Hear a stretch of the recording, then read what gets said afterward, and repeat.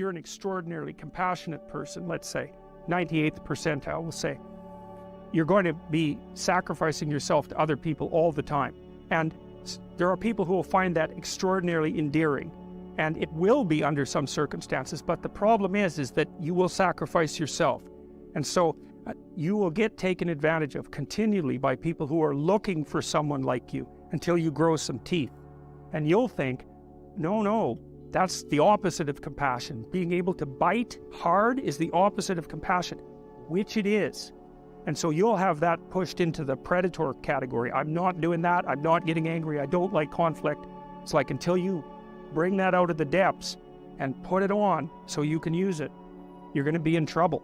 And that's kind of Nietzsche's idea of the revaluation of good and evil, right? You have a sense of what's good and a sense of what isn't with your conscience, but it's not very smart. It's got things in the wrong boxes. And a lot of the things that even nature itself, a lot of the things that you accept as untrammeled goods, like compassion, let's say, have a very dark side, first of all. And second, are not enough to get you through life. You need the opposite virtues too. And so you have to develop them. The persona, you could say, is a good way of thinking about it. You know, you watch all those rom-coms where there's always kind of a beta male guy who's being real friendly and always failing miserably with the women because basically he's lying to himself and to them. He's a persona. And a persona is the face that you show to the world when you're trying to pretend and to convince yourself and others that you're, I would say, harmless, but we could say a good person. But a good person isn't harmless. A good person is capable of, well, maybe a good person is capable of anything, but is willing to hold that in abeyance. I read this interesting commentary a little while ago on a statement by Christ in the New Testament, and the statement generally interpreted is that the meek shall inherit the earth, but I was looking up the multiple translations of the word meek, and meek is actually derived from a Greek word, of course, because the Bible, at least some of the original forms of the Bible, were in Greek. And that word didn't exactly mean meek. It meant something like those who have weapons and the ability to use them, but determined to keep them sheathed, will inherit the world. And that means that people who are capable of force, let's say, but decide not to use it, are in the proper moral position. And Nietzsche commented on that a fair bit too. You know, he thought of most morality as cowardice, not because morality itself was cowardice, but because most people who are cowards disguise their cowardice as morality, and they claim that their harmlessness, which is actually a consequence of their fear and inability to be dangerous, is actually a sign of their moral integrity. And that's a really bad idea. So, you know, if you're an axe murderer but you don't have an axe, that doesn't mean that you're moral. So that's the persona. And the persona is the mask that you wear, and that's what persona means, is the mask that you wear to convince yourself and the world that you're not a terrible monster, so that when you look at yourself in the mirror, you don't have to run away screaming. Now, the shadow would be all the parts of the personality that the persona rejects, and that might be the aggressive elements. Certainly that's the case for people who are hyper-agreeable. And now you can tell, I think one of the best, there's two pathways to the development of the shadow, and they're tightly allied with one another. The fundamental pathway is truth, and that's to face the bitter truth about yourself. But to break that down more particularly, you might think about that as the capacity to observe your own resentment. You're going to be resentful and bitter in many situations because you don't get what you want. And if you watch that resentment, bitterness, you'll see that it produces fantasies that can be unbelievably dark. And that can be very frightening, and you might not want to admit to yourself that you're actually capable of having fantasies like that, or impulses like that, or aggressive feelings like that. But the thing is that if those aggressive feelings and impulses and fantasies are integrated into your character, it's like you're opening up a dialogue with a part of yourself that can be very forceful and strong and dangerous. And it's really useful to be dangerous, because if you can be dangerous, you often don't have to be. And so Anyways, you attend to your resentment honestly and you observe yourself and what you're actually like. You got to pay attention as if you don't know yourself, as if you might harbor hidden devils, and then maybe they'll emerge. Now, Jung also felt that sort of embedded inside the shadow were the contrasexual tendencies. And so, for example, sometimes you see people who are well-developed, men, let's say, and we can also talk about women in this regard.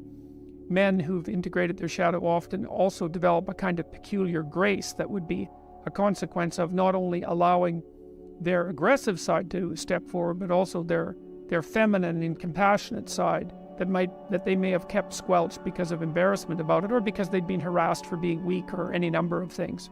So, but the practical approach for developing your shadow, I would say, is to contemplate and consider your resentment and notice what it says. And because your resentment will also tell you what you have to say.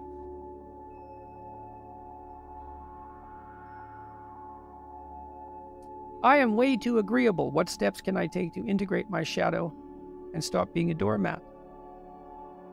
You're way too agreeable.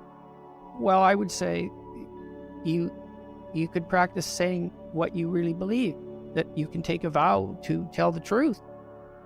And that will make you much less agreeable. Agreeable people are perfectly willing to sacrifice what they know to be the case to maintain short-term social harmony. And it's not so much that they repress what they think, it's often that they don't even allow themselves to fully realize what they think. So commitment to the truth can make an agreeable person, will stop an agreeable person from being a doormat. I mean, if you're in a relationship and a person is irritating you with something they've done, you might be highly motivated not to say anything about it because you want to keep the peace. You don't want to upset them. You don't want the conflict. That's all characteristic of high agreeableness. But once you decide to tell the truth, then if you're annoyed, you don't get to hide it. You don't get to assume you're right. You don't get to grab the person by the shirt collar and say, look, I'm annoyed and you're wrong. You get to say, I'm irritated about this situation and I need to think through that irritation to find out if I have a problem or if you have a problem, or if we both have a problem, or if it's a different problem altogether. But you can't hide the fact that the problem has made itself manifest. And so if you're agreeable and you tell the truth about your emotional state, that will propel you out of that agreeableness by necessity. And so, if you're feeling oppressed at work, or you're oppressed in your life, or you're oppressing yourself, then you got to notice that you're feeling oppressed. Then you have to notice that you're feeling resentful and angry and bitter, and maybe even like Cain in the story of Cain and Abel, because Cain is sort of the archetypal bitter man. And then you have to decide what it is that you need to do in order to remove from yourself that bitterness. And that usually means that there's something that you have to say. And then you have to say it because your soul depends on it. And not only does your soul depend on it, I would say the fate of the world depends on it. Because, you might be wrong, and then you should be straightened out. Maybe you're just being whiny and you have to talk to somebody about that. But it may be that you're actually detecting something wrong, some tyranny that's directed towards you and other people, and it's like your moral obligation to speak up about it. And so many workplaces become toxic, to use a terrible cliche, because the people in them won't speak up for what they actually want, or they speak up too late and then they're all twisted up about it, and they're torturing other people because they're so unhappy, and so forth and so on. So practical approach for developing your shadow fundamentally is radical honesty. And Jung said that a genuine moral effort was a good substitute for psychotherapy. I think the most common problem that psychotherapists deal with, apart from anxiety and depression, is probably assertiveness training. So the first thing I would say is you really need to figure out what you want. And I would recommend doing the self-authoring program, the future authoring program in particular, because if you want to stand up for yourself, you have to have your goals and your vision well laid out and well defined. And then you have to have a strategy that is matched to those goals, so that you know what you want, so that you know when you're not getting it. Otherwise, you're left with a vague sense of dissatisfaction and resentment, and that's a very, very difficult thing to articulate. And If you can't articulate it, then you can't negotiate. If you know what you want and you know why, then you can make a case for yourself. Okay, so let's assume now that you've laid out a vision and a counter vision, which the Future Authoring Program also helps you do, so you know what kind of hell you want to avoid that you might drift into if you were too agreeable for the rest of your life. That would be a hell that consisted mostly of people taking advantage of you all the time and you feeling resentful and bitter about it. Not something I would recommend. I would say once you have your vision established, your vision for the future, and your counter vision, so you're afraid of what will happen if you don't stand up for yourself, then you need to consult your resentment. Because if you're resentful about something, as far as I can tell, there's generally only two reasons. One is you should grow the hell up and quit whining. So you got to find out first if you're just feeling sorry for yourself, and you can think that through, make a pro and con case, and you can talk to somebody that you care about that. I'm not assuming that that's the reason, but that's one potential reason. If you're not merely feeling sorry for yourself, then you probably have something to say and something that you need, and you need to figure out what that is, and then you have to develop a strategy to put that forward.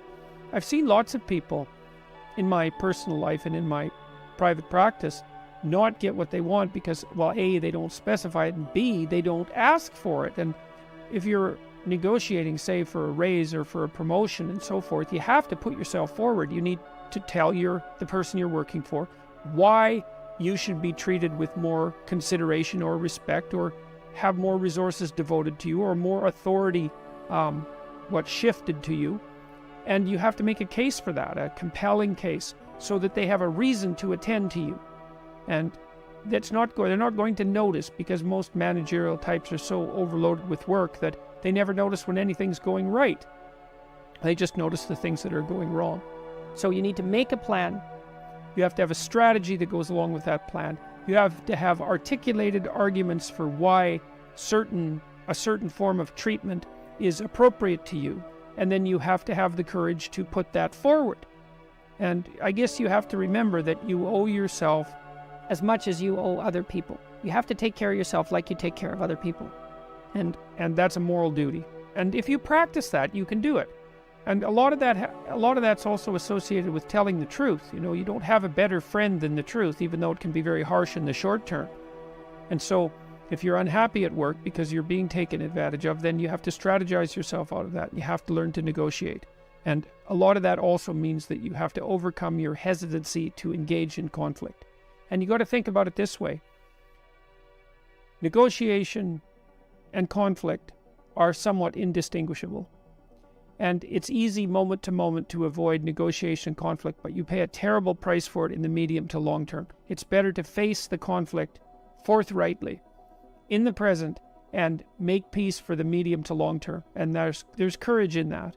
So that's the other thing I would say is gird up your loins and allow yourself to act courageously and truthfully. Truth is your best bet if you're too agreeable. So, you also might find that you have a pretty good critical intelligence, but that you think it's mean, and so that you keep it hidden. Some of the smartest women I knew who were very, very agreeable had unbelievably good instincts with regards to figuring out what other people's motives were, but they were ashamed of their suspicions. And really what that meant was they ended up being ashamed of their critical intelligence because they were so agreeable. So it may be that the darker part of you, the shadow part of you, knows things that you could know if you were willing to admit that they were true. And so you have to give some credence to your darker element, I would say.